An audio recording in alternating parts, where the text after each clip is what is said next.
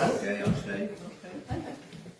I'm going to talk to you this morning about something that affects everybody. You know, I tell people, and I don't mean this in a bad way, but sometimes when we're preaching and you act like you're not listening, it's because you don't need what we're saying.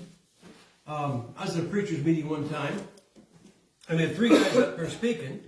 I'm trying to remember, the first one was, this is back when we were full-time on the road, and the first guy talked about how to get a building, you know, for your church. We didn't have a house, so I didn't need that one. It's good for you to come forward, but it's good to see that. And the second one was how to rear your children. Well, our kids are already grown up and in prison, so that's a waste of time. Every time I hear somebody preach on how to raise children, I want to kill myself. Yes, oh, that's where I went wrong. All I see is all these, oh, I shouldn't have done that. And so it's, you know. And the third one was how to get a second man. And not even for my first, actually. So I didn't need anything they said. And so sometimes when we're talking about, you go, well, oh, that's good. You know, maybe it needs to be said, but I don't need it. But I'm talking about something this morning that affects everybody, and that is temptation. Everybody, look, you either have experienced temptation, are experiencing temptation, or sit tight, you will experience temptation. And believe it or not, temptation is actually something that is rather easy to take care of, believe it or not. It's all in your willpower. Now, I want you to go to 1 Corinthians chapter 10. This is the classic verse on temptation, and I think this verse gets more people in trouble than any other verse on temptation. And it says this,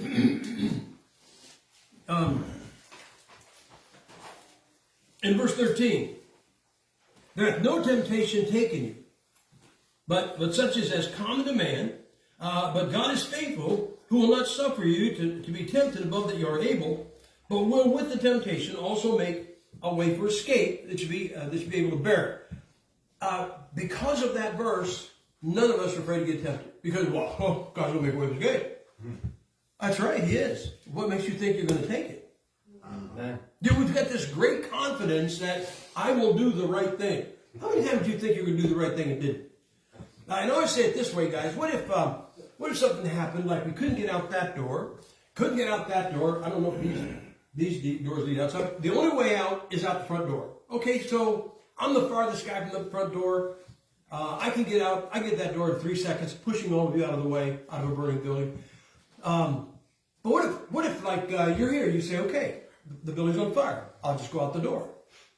But right up here is a 55-gallon drum filled with gold coins and precious jewels. And you'll go, well, I get it. It's going to take me 3 seconds. Well, no sense in seeing that going to waste. You know, I got to save some of it. I'll tithe it. And so you load down the pockets, you know. And so you hear like this, and then you go, you know what? God believes in balance. So you fill up this pocket. And they find you dead halfway down to the door because you got tempted. So we just automatically figure that if I'm tempted, God's going to make a way of escape, which is true, but I'm automatically going to take it. And guys, that's the problem. That is the problem. You should not have confidence in yourself like that, all right? So I'm going to show you some things about temptation. I want you to look at Matthew chapter 6.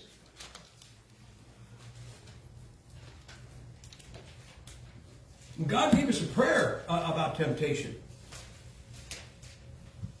Now, I think some things in our life, Christian life, are progressive. I don't like to use that word today because it always sounds like you're a communist.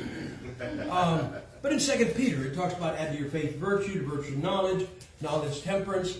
It's a progressive list. You grow, okay? Life is, when a child, they're progressive. We watch them roll over. We watch them get up and crawl. They start walking. They start talking. And we think, why did we ever want to help them talk? But this is in Matthew chapter, all right, I think this. I think faith is a muscle. I've heard people say, faith is like money in the bank. You save it until you need it. I don't believe that. I believe that a muscle gets stronger the more you use it. And I think that faith, the more you use it, the stronger it gets.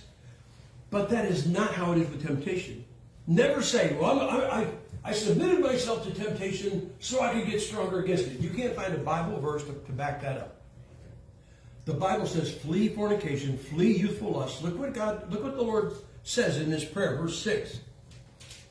verse 9. I'm sorry, chapter 6, verse 9. After this manner, therefore, pray ye. And this is notoriously called the Lord's Prayer. We know it's the disciples' prayer. I had a guy tell me one time, he said, you can't pray that anymore. I said, why not? He said, that's vain repetition. I said, I want to be there when you tell Jesus Christ the words came out of his mouth were vain. Okay, just let him know. Didn't he say this prayer 3 verses after saying, don't say vain repetition? So I think if he knows, if he's in the context of vain repetition, what he tells you to do is probably safe. And I'll tell you why I think it's a pretty good prayer. It says, our Father which art in heaven, hallowed be thy name. He starts his prayer by praising God. Right. Thy kingdom come, thy will be done in earth as it is in heaven. He's saying to God, I hope you get... Look, we never go to God and say, I hope you get what you want. When we go to God, what do we do? We hope we get what we want. Now, I'm going to ask you this. I'm going to ask you this. I know the answer. All right, I know the answer, but I'm going to ask it just to make it official. Before you eat, do you thank God for your food? Okay, I figured you did. How many of you ask him for it? I don't find many Christians that ask God for their food. Now, there's 4 reasons why you don't ask for your food. And it's not you're carnal and you're wicked and you're evil. Your refrigerator, your freezer, your pantry, and a grocery store. I haven't been to any of your houses, but tell me if I'm right. I bet you got more food in your house than you can eat in one day. And for a Baptist, that's saying something. So, and if your refrigerator or your freezer or your pantry get low, you're not going to start praying for food. What are you going to do? Go to the grocery store. But you know, when these hurricanes, like they say this, every grocery store is supposed to have 3 days supply of food, which I think is funny. Because down in Florida, when a hurricane's coming, and those stores got 3 days supply of food, they got 3 hours supply of food. I mean, everything is gone but the health food. Okay? They empty the shelves, the tofu is still up on the shelf, nobody wants that. But, and guys, if a crisis comes, the first thing it's going to empty out is the grocery store. And then eventually your freezer, your refrigerator, and your pantry are going to empty out. And then you're going to go, I'm going to start asking God for my food. I'm starting now. I pray this prayer every day. Say, why? I like to eat. Verse 11, give us this day our daily bread. Ask him for your food. And forgive us our debts as we forgive others. But look what it says, lead us not into temptation. So the prayer shouldn't be, help me through temptation, or I'm going to expose myself to temptation to fight it so I get stronger. No. Ask God, don't even lead me through it. And here's the example.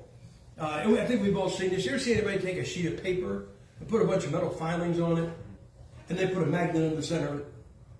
And the filings, they don't do 2 things, they do 3 things.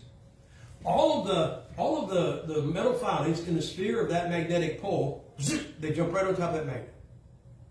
And then outside that pole, they're laying there like a Baptist on the beach. They don't even know there's a magnet around. But it's the ones at the edge. You ever see the ones at the edge? They're dancing. They're going, well, I don't know if I should give it a... And some of them will be there. And all of a sudden they go over to the magnet. That's temptation. So the first thing, I think you ought to pray every day, asking God for your food. If you don't like to eat, that's no problem. But I'm a Baptist, eating one of the ordinances of our church. I like to eat. So I ask God for my food. I ask God every day, please don't lead me into the magnetic sphere of that temptation. I don't even want to know it's there. I don't even want to dance about it or think about it. The first thing you ought to do is say this, Lord, lead me not into temptation. The second thing, don't lead yourself into temptation. We do that, okay? It's like this. There might be a bar around here that has the best chicken wings in the state, and you used to be a heavy drinker. Don't go there to buy the chicken wings. Right. Well, I'm gonna get a Diet Coke. Yeah. Guys, let me tell you something. People don't fall into sin. Everybody say someone so fell in sin? That's not true. But people fall into temptation. I had this happen years ago. Kathy wasn't with me. I'm flying someplace. I'm sitting at the gate waiting. And this young woman got up and walked away. And as she walked away, I don't know where she had it, but she had a bunch of $20 bills fold over again, so like that. Wherever they weren't secure, and they fell on the thing. She didn't even know she lost her money. Well, man, you got to act fast. So I jumped up and went, scratch my leg. You know, well, I mean, all things work together for good. I'm telling you guys, for a fleeting second, I was tempted to let her go and get the money. She said, how wicked you are, as bad as you. Right. And I called her and told her to get her money. But the fact is that you can, look, nobody ever says this. I was walking down the street and fell into a bar, and a beer fell down my throat, and I fell out drunk. Nobody does it. No two people, man or woman, I hope, walk down the street and total strangers, and they go, oh, you know what, we were walking past each other, and we fell into a motel. That doesn't happen. But you can fall into temptation. You can be just fine 1 second, and a second later, you're finding yourself tempted to do something, and you're shocked by it. So don't lead yourself into temptation.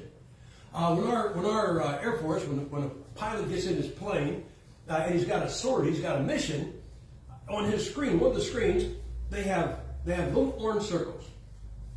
And those orange circles designate an enemy anti-aircraft radar, and it's orange because it's on. It doesn't see him yet. It's not going to see him until he flies into that orange circle. And if he flies into one, if it comes off one time, that radar bounces off his plane, and that circle turns red. Now, when they send him out, you got a former pilot here from the Air Force. You got a former pilot here. You know what they don't tell them when they take off? See how many of those orange circles you can turn red and still get back. You know what they say? Stay away from them. But you fly around them. And that's what you do.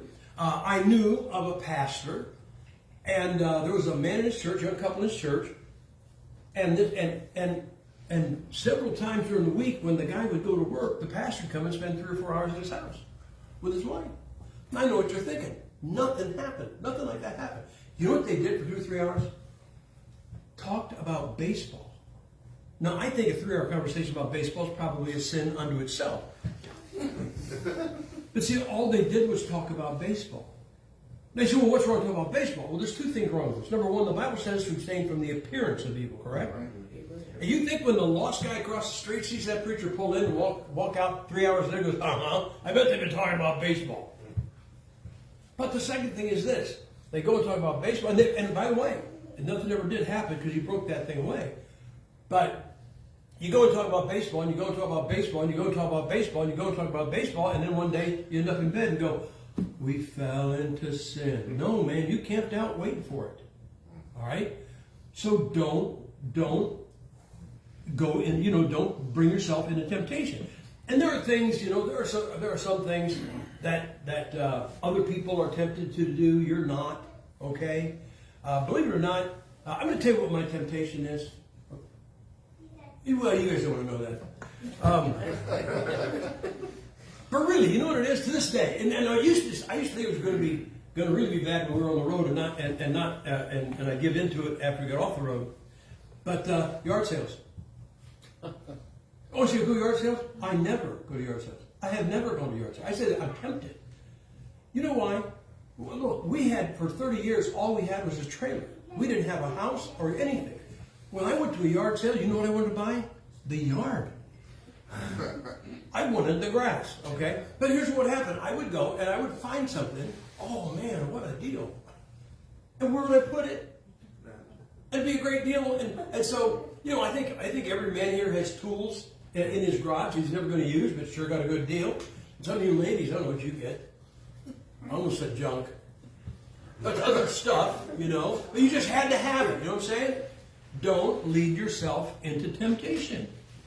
And you know what tempts you. And there's just some things that you can stand there and never be tempted to do.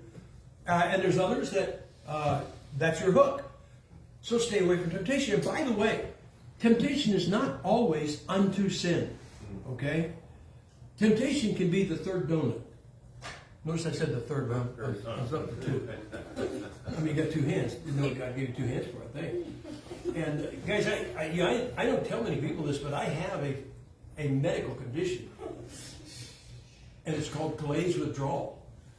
And every now and then it hits me. Fortunately, Krispy Kreme, Dunkin' Donuts, and Tim Hortons have put emergency clinics all over the country. But the fact is that don't lead yourself into temptation. And here's the danger. All right, now, like look at my hand, this much. All right, this is a wooded area, 2 miles long, 1 mile across. You live a mile down the road. You have to go to work a mile the other side of the woods. So you got 1, 2, 3 mile walk. No, you don't. You got 1, 2, 3, 4, 5, 6, 7 mile walk instead of 3. Say why? Because there are wolves in this woods. I mean the real thing, okay? Not the things we're afraid of or they're in our mind. I mean people have been killed by the wolves. Everybody knows that they hear me out howling at night. And so, you know what you do? You go here, you walk around that woods every day. I'm not going through that woods. But one day you come home from work and you get right here, and I mean it is graying over and lightning is starting to flash, and you realize, man, there is a serious storm coming. And I might have an hour or two to get away from this thing, but I'm not gonna make that 5-hour trip. So you think, you know what to do? I'm gonna cut across here. I'm gonna be as careful as I can be. I'm gonna walk as quiet as I can. I'm gonna be alert. And you know what you do? You walk across that wall, that woods. You don't see a wolf. You don't hear a wolf. There's no wolf comes after you. But you know what you just did? You just established a standard. Well, the next time you're going to work, you go, suddenly that 5-hour walk seems unbearable. Well, if I'm really careful, and you go across that woods again, pretty soon, going across the woods is the way you get there. And then one day, you get halfway across the woods, and a wolf kills you. So when did it happen? It happened the first time you went across there, and you saw no wolves. And so we let something happen in our lives, and we say, I can do that. Yeah, but if you plant yourself next to temptation, one day, the magnet, I'm not saying you're going to fall into it, but I would say that you're going to feel the grip. And guys, by the very term temptation, you are tempted to give in. So, the first thing is, pray, ask God every day, please lead me not into temptation. Number 2, don't lead yourself into temptation. And the third one, if you find yourself in temptation, if you fall into temptation, if temptation suddenly, like they say, rears its ugly head and now you're tempted. Now, gents, I think there's a time when every man needs to take a stand, and win, lose, or draw, you just need to stand your ground, and if you got to take a beat, take a beat. But not with temptation. Mm-hmm. When you find yourself tempted, turn around and run like a coward. People will laugh at me. Oh, you'd much rather they laugh at you than talk about you. Right. Well, yeah, but my friends, they said I'm a coward if I don't go in there. Yeah, your friend already had his phone on camera. Your friend that poked you into giving into temptation is going to be taking pictures of and posted by tonight. You ever think about Joseph? And there was oh man, his name just slipped me, but the guy in Egypt, his boss, Potiphar, that's it. Potiphar's wife threw herself at him, and he ran out. But he left his jacket. Now you say, why did he run out? Maybe he wanted to stay. I got a feeling this woman had a reputation amongst the working help. And maybe he wanted to stay, so he ran away. Now here's what you're going to say. Yeah, but she lied about him and he still got in trouble. I want you to know something, guys. You know what you want? You know what you want your enemies to do? Lie about you. I think a lie is one of the greatest compliments somebody that hates you can give you. You know why? I think it's a 4-step process. Number 1, they hate you. Number 2, they want to find out something bad about you is true and tell everybody. Number 3, they can't. They look you over. Guys, I don't care what you think about our president. Do you ever stop and think that we have never had a president that has been investigated like him? Right. But if there's anybody that's not guilty, this guy's not guilty. So you make up a lie. I would much rather that, because when somebody lies about me, I know they went through the first 3 steps and couldn't find out something bad. So don't worry if people lie about you. All you got to know is, I am telling the truth. That's all you got to know. But you want to run from temptation. Get out and run as fast as you can. Now, I'm going to tell you, if you want to be tempted, if you really like to be tempted, if you want to see what it's like, I'm going to tell you how to experience it. This is so benign that if you give in to this temptation, you could actually tell everybody in the church. And some people go, well, that sounds a good deal. Some people think you're stupid. But it's not a case of sin. Nobody's going to kick you out. I want to say 2 words. Young people won't mean a thing to them. The older folks it will. And here's the 2 words. Timeshare. Okay. Now, back when, it's funny, there was a time when Disney was the family's friend, and now it's the family's enemy. Well, let's just pretend that Disney is good. And you're going to go to Disneyland or Disney World. Okay, so you get this motel. Now, I'm thinking of Disney World in Florida, because it's not like right downtown like the one in California, but I don't care where your motel is. Here's Disneyland, here's Disney World, here's your motel. Somewhere between your motel and the front gate of Disney, you're going to pass a billboard that says 2 free tickets to Disney World. Now, I don't know what it costs for a day. The last I heard was $150. It's probably more than that. So you're going to come and go, oh man, I get 2 free tickets. I'm being a good steward. Well, look, they're not lying. They're going to give you the tickets. But you're not walking in and saying, I'm here for the tickets. And they're going to go, well, here's your tickets. Have a good day. Oh, no. They're going to say, we're going to give you those tickets 90 minutes from now. And they're going to try to sell you what they call a timeshare. And the philosophy behind this is, why rent a room for a week for, say, $700, $800 when you can buy that same room for $25,000?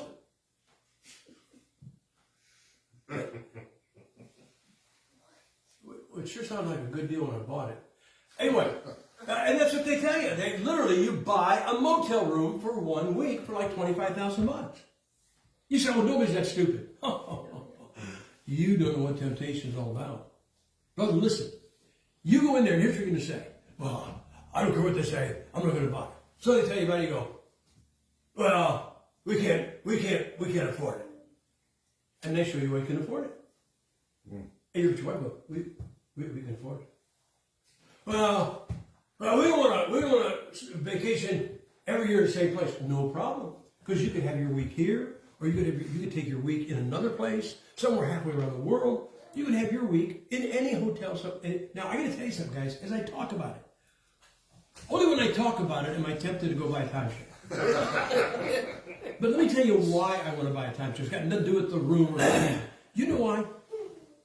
I want to go in my week and take all the furniture out.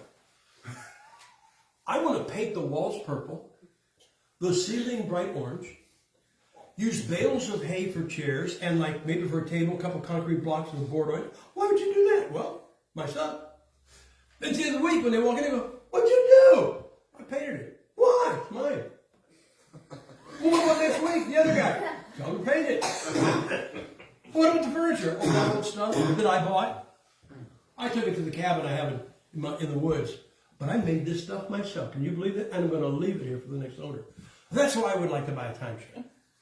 But the fact is, guys, that when you sit there and listen to the timeshare, you have no idea what temptation is about until you sit there at timeshare. It is so intense. Here's what Kathy and I do. If we ever go to one, we take a book. And I tell the guy, I'm not going to buy a timeshare. We're here for the tickets. Give us the tickets. And I know he's not going to give us the tickets. And I've had him say, well, you've got to stay here for 90 minutes. I said, look, we brought books. We're going to sit in those chairs. We're going to read for 90 minutes. Your salesman is wasting his time. Now, one thing a salesman does not want to do is waste 90 minutes of talking. So I said, tell your salesman, get somebody else to sit there for 90 minutes, and then we get the tickets or the computer or whatever, the 3D glasses, whatever they're offering. But the pressure is so intense, whether you buy or not, they don't let you go. You can't leave. They have coffee, very strong coffee, and donuts. Okay? Now, last time we went to a timeshare, we probably in our 30s, and there's this lady, I can still see her. She's at this table all alone. She got about 5 cups of coffee in front of her. She got like a cigarette here. And I don't know where her husband was. She probably killed himself. And it was the only table we could sit. I said, do you mind if we sit here? And she goes, she looks at me. She's about 50-some years old. She goes, did you buy? I said, no, we didn't buy. We did. I'm not sure we made the right decision. Now, that's somebody older than me. I ascribe more wisdom than I got. How come that within a half an hour of making a purchase, they thought they made the wrong purchase, gave in to temptation. So, if you want to be tempted, go. Now, look, I know people have timeshares, they use them regularly, and it's all fine for them, and if that's what they want to do, that's fine. But what I'm saying is that if you want to know what, and here's the funny thing, you know the billboard on the way to Disney World that says, 2 free tickets to Disney? The billboard on the other side says, we'll buy your timeshare. And it's the same company, okay? It's the same guy. Oh, you're here to get one, get rid of one, or get one. That's how it is. But guys, I'm telling you, the thing you do is ask God. I really think you should. I think you should ask God every day. Don't even lead me into it. Don't put me in that circle. The second thing, if you see the circle, avoid it. Don't say, well, I'm not worried about him because God's going to make a way of escape. Yeah, he's going to make a way of escape, but why do you think you're going to take it? You automatically ascribe yourself character, and you may have it, but brother, I'm telling you, when you're tempted, you want to give in. And it's not sin. It is not always sin, but it's always something that is probably not good for you, okay? I was in a meeting up in Canada a number of years ago, and I don't give advice if it's not requested. I tell my students, you can mark this one down, guys.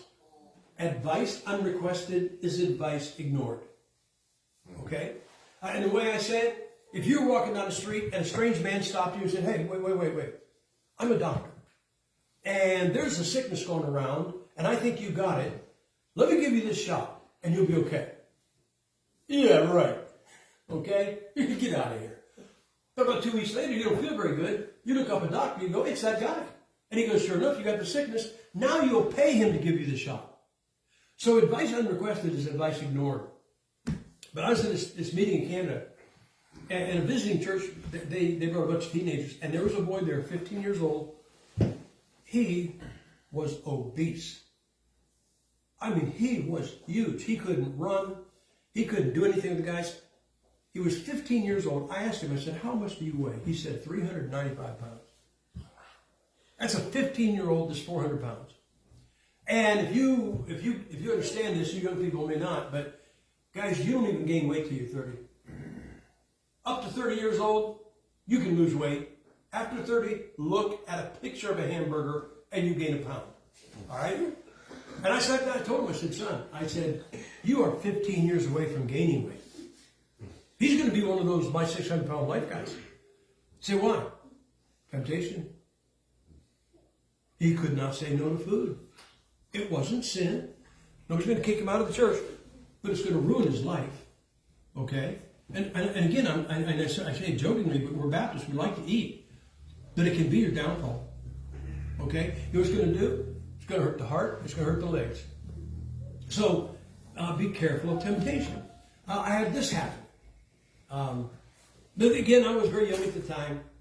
And I'm sitting in a meeting, and there's an old guy in front of me, as big as round as this, like somewhere around 1,000.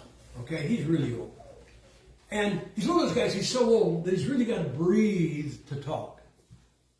And here's what he says to this guy next to him. He goes,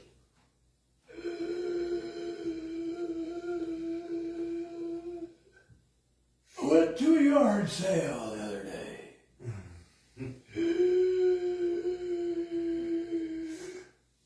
I bought a brand new sledgehammer for $5. Oh, no. It was a 16-pound sledge. It outweighed him. Okay? Now, I don't know what a brand new 16-pound sledgehammer costs, but I'll bet $5 is a great deal. And then he said this, and I couldn't believe it. He said, I'll probably never use it. All right, let me ask you a question. If a new sledgehammer is $25, did he save $20 or waste $5? Why? Temptation. Mm-hmm. It's just temptation. Mm-hmm. We had a friend, I think they were in New York. Yeah, New York. And we're talking to this lady. And this guy asked her to marry him. And this is what she said. Mike was his name. And she said, I told Mike when he asked me to marry, you know I have a shopping problem. I don't know what that's like. But some people can't say no because they got a credit card. Listen, I'm going to show you the worst temptation you have. That right there. You know why? You see something you want, not necessarily something you need. You see something you want, and you don't have the money. So what do? Click. And you do it time and time again, and then you can understand why at the end of the month you're $10,000 in debt. Given the temptation every time. This is your magnet. Okay? My wife and I have always had credit cards. We never carry a balance more than 30 days. We pay our credit cards off every single month. We never, ever pay. I mean, it's like 18, 20% interest. And then they add it on and add it on and add it on. Some people, we fly to meetings and we watch these people getting in first class, and I'm thinking, these people look like they couldn't afford lunch. And I think they probably just said, I want to fly first class, throw the card down. Well, when we buy tickets, we're buying them with the church's money. The church pays for it. So we get as cheap as we can. I get tired of being under the floor with the luggage. But really, guys, really, what you got to do. Look, I want to show you, and there's something else. This is the last thing I want you really need very carefully to get the truth I'm going to show you. Go to James chapter 4.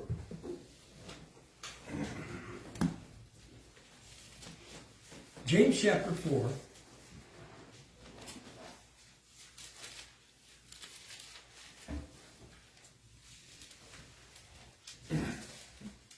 I'm sorry. James chapter 1.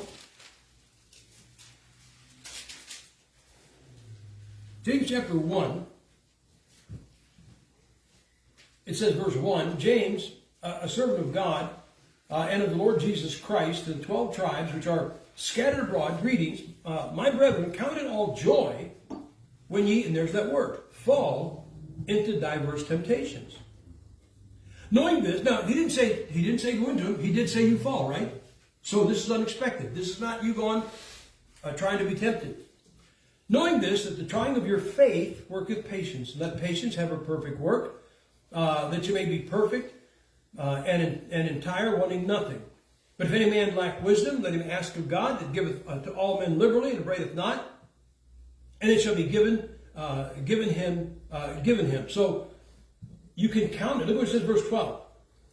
Blessed is the man that endureth temptation, for when he is tried, he shall receive the crown of life, which the Lord hath promised to them that love him. He does not say go submit to temptation. He said if you find yourself, you fall in temptation, getting away from it, running from it, you get a crown for that. But I want you to go to Hebrews. I want you to go to Hebrews chapter 4.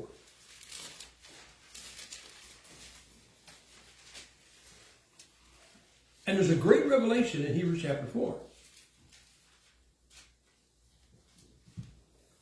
Look at verse 14. Seeing then that we have a great high priest that is passed into the heavens, Jesus the Son of God, let us hold fast our profession. For we have not an high priest which cannot be touched with the feeling of our infirmities, but was in all points tempted, like as we are, yet without sin. I don't get, Jesus Christ may well be the worst thing that happens to some Christians.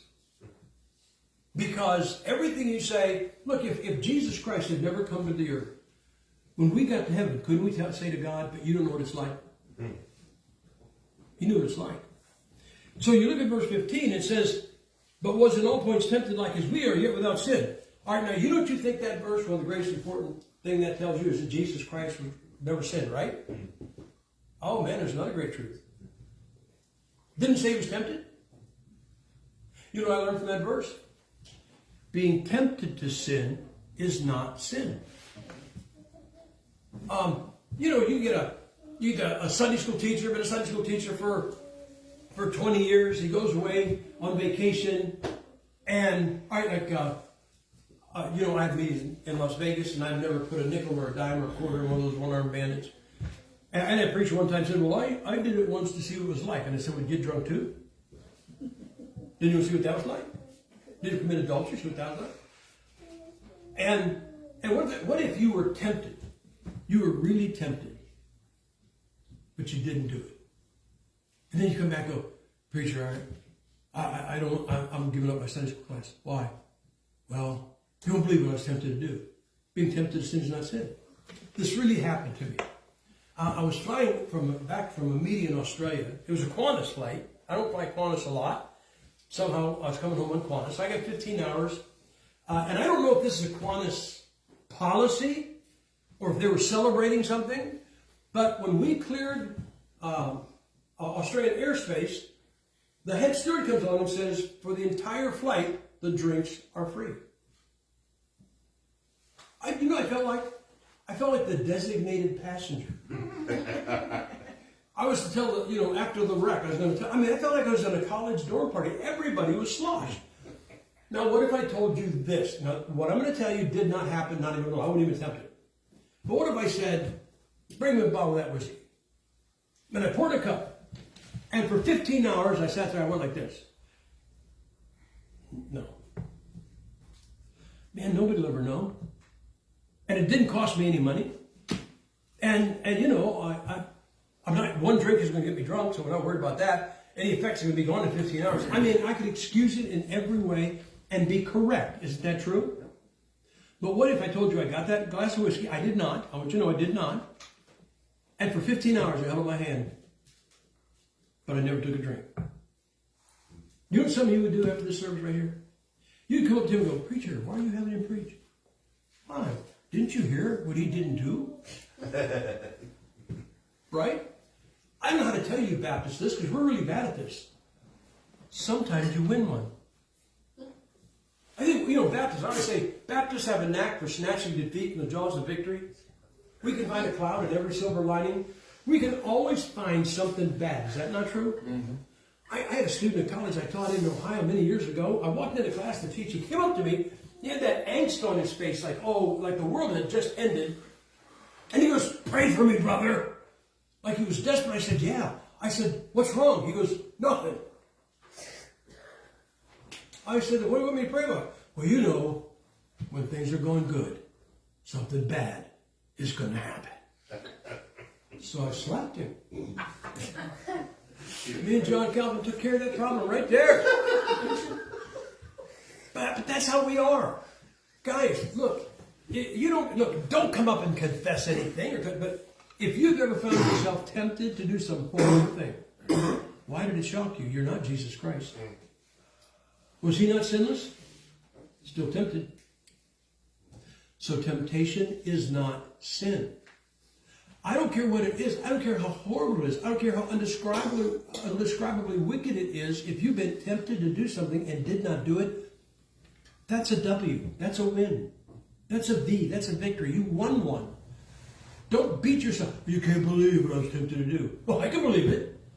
But the fact is that being tempted to do something is not doing it. And so Jesus Christ was tempted in all points as we are, yet without sin. So temptation to sin is not sin. So if you've been tempted to do something, you ought to thank God. Say, Lord, I actually won one. I actually stayed away from the circle, or I got out of it when I found myself in it. I turned around, and I got out of Dodge as fast as I can. Guys, here's what you should do every day. I think you should start every day, not only asking for your food, but say, lead me, please. I always say please. I add to the Word of God. I say, please lead me not in temptation. You know why? I don't embarrass him. I don't want to shame the Lord. Okay? So I say, lead me not into temptation. Then don't lead yourself into temptation. And if you find yourself tempted, turn around and run out as fast as you can. Don't worry what anybody says about you. And if you've ever been tempted to do some horrible thing and didn't do it, could you at least one time in your life count yourself as having done the right thing? That you actually had a victory, that you're not losing every time you turn around? Because we're always so glum. Oh, I can't believe I can't believe my wicked flesh, what it thought about doing. Your wicked flesh, his sinless flesh was tempted to do it. So if you've ever been tempted to do something and did not do it, count it as a victory. And thank God for it. And according to James, that ranks you for a crown. Oh, how horrible it is. So horrible that I have this crown. Let's pray. Father, somebody in here is being tempted or has just come through it or it's still in the future. I don't know what their temptation is. It's not always to sin. It may be always to shame. It may be always to something that's just not necessarily better for us. So asking God to be with these people, help them. I ask you not to lead them into temptation. Because they may think right now that they go through it, but that's because they're not being tempted. Ask you, Father, to be with these people. Lead them not into temptation. Help them not to lead themselves into temptation. And if they fall into temptation, that is not sin. But help them get away from it as fast as they can. In Jesus Christ's name I pray. Amen. All right, let's take a break.